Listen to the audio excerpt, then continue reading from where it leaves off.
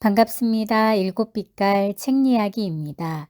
오늘은 나이 들수록 새로운 환경에 적응하기 힘들어서 더 이상 인생에서 변화가 달갑지 않은 당신을 위한 심리 수업, 남겨야 할 것, 버려야 할 것과 함께 하겠습니다. 그리스 철학자 헤라클레이토스는 자신의 철학을 판타레이라는 말로 정의했다. 이는 만물은 흐른다라는 뜻이다. 영원히 변하지 않는 것은 없다. 그저 모든 것이 변한다는 사실만이 있을 뿐이다. 우리가 인지하지 못하는 순간에도 수많은 변화가 일어난다. 대표적인 예로 신체 세포는 매일 새로운 것으로 바뀐다. 물론 이를 깨닫게 되는 것은 수년이 지나 외모와 분위기가 눈에 띄게 바뀌고 난 뒤의 일이지만 말이다. 누구든 나이를 먹어갈수록 신체가 변하고 인간관계가 바뀌고 주변 환경은 물론 생각과 성격까지도 계속해서 달라진다. 새롭게 시작하는 모든 순간은 과거의 나와 이별하고 삶의 기회를 넓히는 변곡점이 된다. 즉 익숙한 것과 생소한 것, 지나간 일과 새로운 일, 안정과 변화 사이에서 끊임없이 방황하는 것이야말로 인생이다.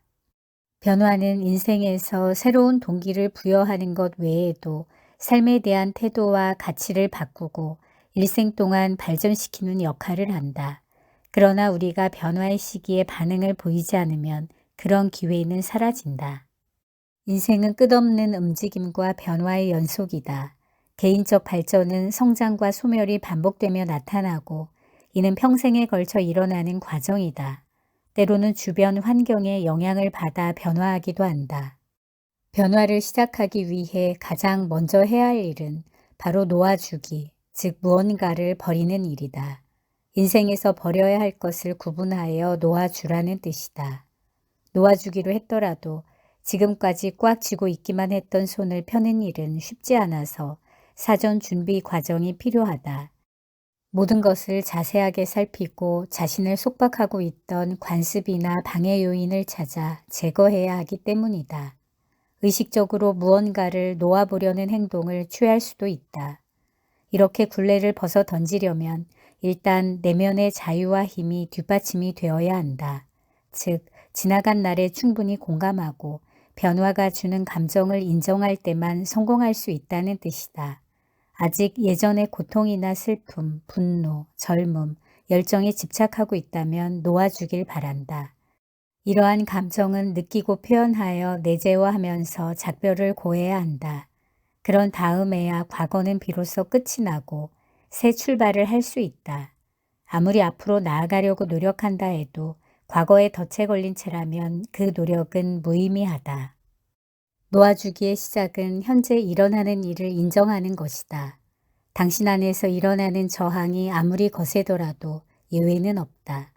실제로 놓아주는 일이 일어나는 시점은 맞서 싸우기를 멈추고 외면했던 문제에 관심을 가질 때다.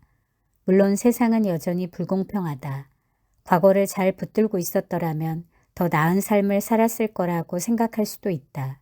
하지만 이런 생각은 지금의 상황을 더 나은 방향으로 이끌기는커녕 해답을 찾는 일을 방해할 것이다. 과거의 일에 집착하는 태도를 버려야 앞으로의 해결책을 생각하고 행동에 나설 수 있다. 놓아주기에 성공하고 나면 자유로워진 두 손으로 무엇이든 움켜쥐는 게 가능하다. 이미 지나간 일을 붙잡고 늘어지지 마라. 바꿀 수 없는 일에 매달리다 보면 앞으로도 성공하지 못한다.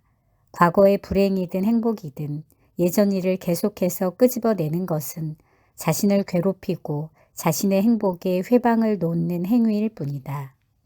인생에 대한 확신은 이성보다 마음의 소리에 더 귀 기울일 수 있게 한다.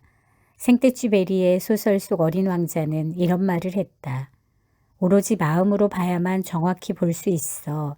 가장 중요한 것은 눈에 보이지 않는 법이야. 마음의 소리는 당신이 어디로 가야 할지, 어떤 것이 좋고 나쁜지 알려준다.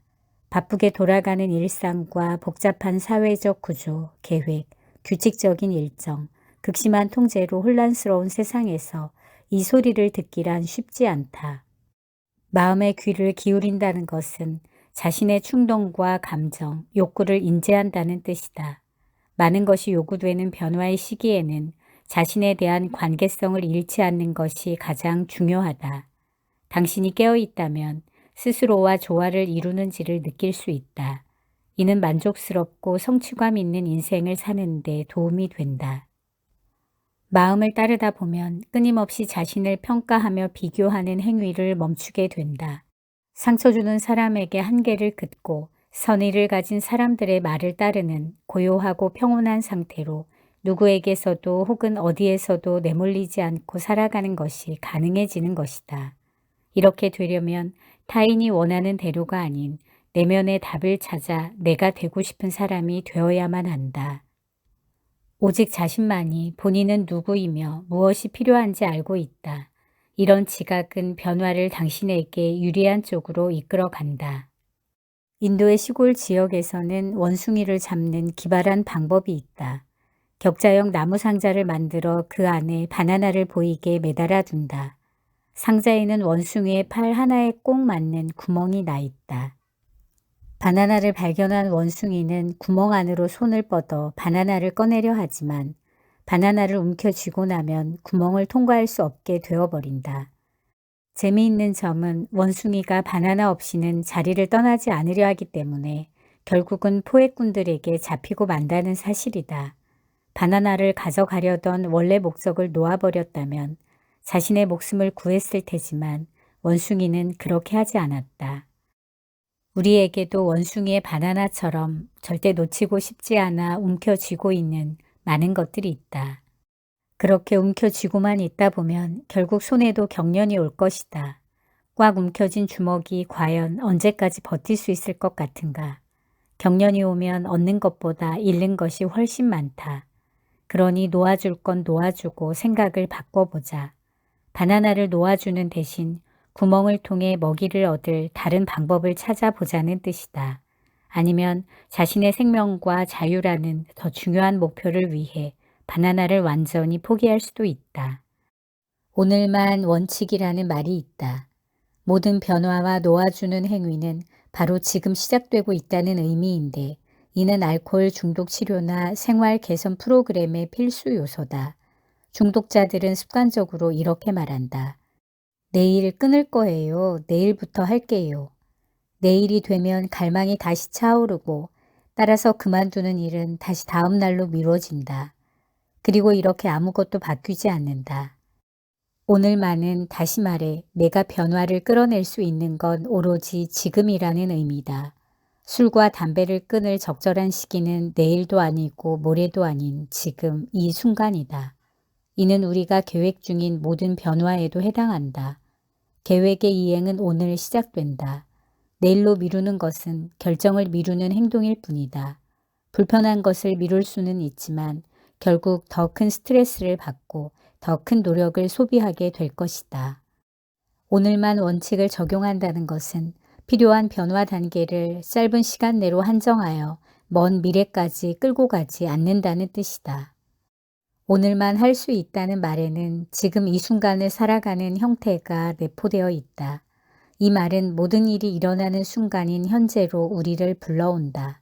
안타깝게도 우리는 과거나 미래에 너무 많은 관심을 쏟는 경향이 있다. 그때 내가 이랬더라면 하는 생각을 얼마나 많이 해왔는가. 이런 불평은 현재와도 동떨어질 뿐더러 아름다운 미래에 대한 꿈마저도 멀어지게 만든다. 현재에 충실하다는 것은 현실 삶에서의 행복과 건강을 뜻하는 은밀한 표현이다. 다른 말로는 카르페 디엠, 즉 이 순간에 충실하라. 그리고 현재를 즐겨라 하고도 한다. 그러니 당신도 과거에 얽매이거나 미래에 대한 걱정으로 자신을 잃어버리지 말고 현재를 살아가도록 하라. 여유는 변화에 대한 적응력의 일부에 속한다. 라이놀트 니부어는 여유로움의 온전한 본질에 관해 다음과 같이 이야기한다. 하느님은 내게 여유를 주시고 내가 바꿀 수 없는 것들을 받아들이게 하시고 내가 바꿀 수 있는 것을 변화시킬 용기를 주시고 서로를 구별하는 지혜를 주신다. 우리는 시간을 갖고 인내하며 기다릴 수 있을 때 여유를 배운다. 바꾸지 못하거나 원하지 않는 것을 받아들이는 경우에도 마찬가지다. 영향력을 끼치지 못하는 것에 쓸데없이 힘을 낭비하지 말고 능력 밖의 것을 억지로 바꾸려고 하지도 마라. 누군가의 사랑이나 애정은 힘으로 강요할 수 없으며 그저 바랄 수만 있을 뿐이다. 경험은 내적으로 기꺼이 포기할 것을 가르쳐 준다. 필사적으로 움켜쥐고 반드시 갖고 싶어 하는 많은 것들의 대부분은 자신의 것이 되지 않는다. 여유는 불안을 감수하는 관용이자 모든 것이 항상 순조롭게 진행되지 않음을 알고 받아들이는 자세이기도 하다. 바꿀 수 있는 것을 바꾸는 용기는 새로운 일을 시작하는 데 필요한 여유의 또 다른 부분이다. 남편과 헤어지고 직장을 그만두거나 새 집을 찾을 때, 자신의 의견을 터놓고 말할 때 등의 순간에는 용기가 필요하다. 이 모든 것은 근본적인 변화를 가져올 수 있는데 그 끝이 어떤 방향으로 향할지는 아무도 모른다.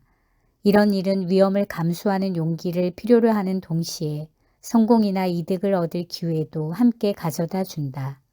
영향을 줄 수 있기에 머물러야 할 지점이 있는가 하면 더는 할 수 있는 일이 없을 때 올바르게 놓아주는 지점이 있다. 어느 시점에서 우리의 노력이 가치가 있는지 결정하려면 지혜가 필요하다. 결정을 내리는 일이 그리 쉽지는 않을 것이다. 꿈이 너무나 원대한 나머지 억지를 부리는 경우가 얼마나 많은가. 하지만 이런 마음만으로는 목표를 성취할 수 없다. 원하는 것을 이루려 할 때 저항과 장애물이 버겁게 느껴진다면 놓아주는 편이 낫다. 불교에는 자의 명상이란 것이 있다. 명상가의 말은 언제나 마음을 여는 자신을 위한 선한 소망으로 시작한다.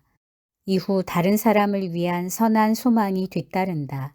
자기 공감적 태도는 자신과 다른 사람을 향한 지지 의사를 내보이고 변화 능력을 강화할 수 있다. 자신과 세상을 수용하고 지지하는 태도는 피할 수 없는 변화를 쉽게 받아들일 수 있도록 돕는다.